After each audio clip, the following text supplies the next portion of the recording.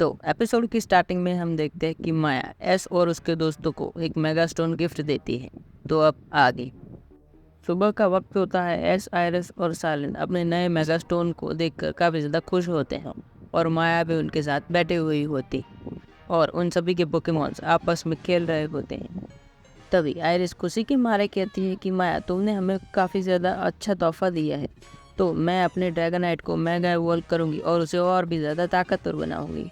और साइलेंट भी मुस्कुराते हुए कहता है कि मैं भी अपने सिमिसेज को शानदार और मेगा इवॉल्व करूंगा, जिससे वो और भी ज़्यादा ताकतवर बन जाएगा। यस भी हंसते हुए कहता है कि ये काफ़ी ज़्यादा शानदार होने वाला है, लेकिन माया, क्या तुम हमें बता सकती हो कि हमें इस मेगा स्टोन का यूज़ कैसे करें? और माया कहते हैं कि हाँ बिल्कुल, क्यों नहीं, मैं ज़रूर बताऊंगी।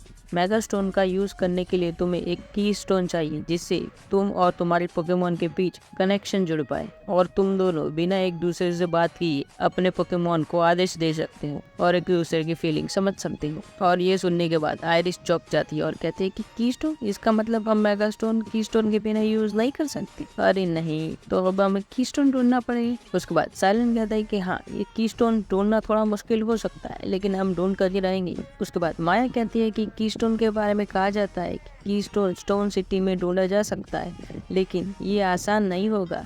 वहाँ के पहाड़ और गुफाओं में कई खतरनाक पोकेमॉन रहते हैं, लेकिन अगर तुम तैयार हो तो मैं तुम्हें रास्ता बता सकती हूँ। ऐश कहता है कि हाँ, मैं अपनी चार्जर के लिए कुछ भी कर सकता हूँ, तो मैं तैयार हूँ। चलो दोस्तों, हम स्टोन सिटी की ओर निकल पड़ते हैं। और फिर वो सभी की स्टोन पाने के लिए स्टोन सिटी की तरफ आगे बढ़ने लगती है। आयरिस थोड़ा थक जाती है और कहती है कि ये रास्ता कितना कठिन है, पहाड़ों पर चढ़ना आसान नहीं है। साइलेंट आयरिस पर हंसता है और कहता है, सच में? लेकिन ये सब की स्टोन पाने के लिए है, और अगर हमें मेगा इवोल्यूशन चाहिए तो हमें ये सब करना होगा। एस उत्साह से कहता है कि बस थोड़ा और दोस्तों, मुझे यकीन है कि हम ये कर लेंगे। उसके बाद दिन रात चलने के बाद आखिरकार वो लोग स्टोन सिटी के पास आकर पहुंच जाते हैं। और जैसे ही वो लोग स्टोन सिटी में पहुंचते हैं, तभी उन्हें एक पुराने मंदिर के पास एक खंडर दिखाई देती है। तभी उस खंडर के अंदर से एक बुजुर्ग व्यक्ति बाहर आता है, जिसके हाथ में एक लंबी सी छड़ी और गले में पत्थरों की माला थी। उसके बाद बुजुर्ग व्यक्ति कहता है कि तुम लोग यहाँ किस काम से आए हो? उसके बाद साइलेंट कहता है कि नमस्ते, हम यहाँ पर की स्टोन ढूंढने आए कि हमें हमारे पोकेमॉन के लिए मेगा इवोल्यूशन की जरूरत है। उसके बाद वो बुजुर्ग व्यक्ति कहता है कि की स्टोन पाना आसान नहीं है, यहाँ की हर गुफा में चुनौती और पहेलियाँ छिपी है। जो लोग की स्टोन की तलाश में आए, उनमें से कई वापस नहीं लौटे। क्या तुम इस खतरे का सामना करने के लिए तैयार हो?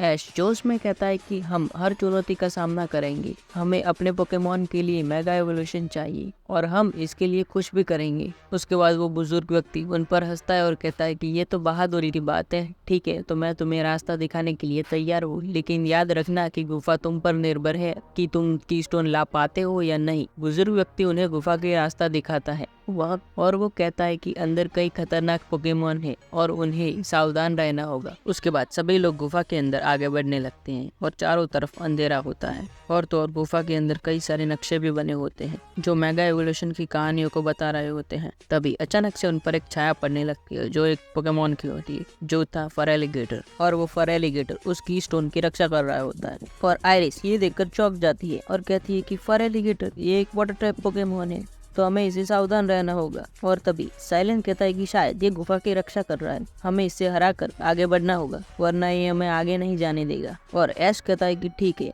मैं ये चुनौती स्वीकार करता हूँ, चलो चारिज़ार्ड इसे दिखाते हैं कि हम क्या कर सकते हैं। ऐश चारिज़ार्ड को मैदान में बुलाता है और दोनों पोकेमॉन एक दूसरे को घूर रहे होते हैं और वो दोनों बैटल के लिए काफी ज्यादा एक्साइटेड थे। और ऐश चारिज़ार्ड को फ्लेम थ्रो का इस्तेमाल करने के लिए कहता है और चारिज़ार्ड का फ्लेम थ्रो सीधा फरेलिगेटर की ओर आगे बढ़ रहा होता है। तभी फरेलिगेटर भी जवाबी हमले में हाइड्रो पंप का इस्तेमाल करता है और उसके बाद तुरंत ही फरेलिगेटर आयरन टेल का इस्तेमाल करता है, जो सीधा जाकर चारिज़ार्ड को लगती है और जिससे चारिज़ार्ड थोड़ा घायल हो जाता है। आयरिस कहती है कि ऐश ये फरेलिगेटर काफी ज्यादा स्ट्रॉन्ग है, हम इसे आसानी से नहीं हरा सकते, हमें कुछ और सोचना होगा। तभी ऐश कहता है कि ठीक है आयरिस, तो अब ये मैच हम खत्म करते हैं, जाओ चारिज़ार्ड फरेलिगेटर पर साइस्मिक टॉस का इस्तेमाल करो और उसे खत्म कर दो। और चारिज़ार्ड सीधा फरेलिगेटर की ओर आगे बढ़ रहा होता है और वो उसे हवा में उठा लेता है और फिर सीधा जमीन की ओर फेंक देता है और ये बैटल यहीं पर खत्म हो जाती है। और उसके बाद हमारे हीरोज की स्टोन की ओर आगे बढ़ रहे होते हैं।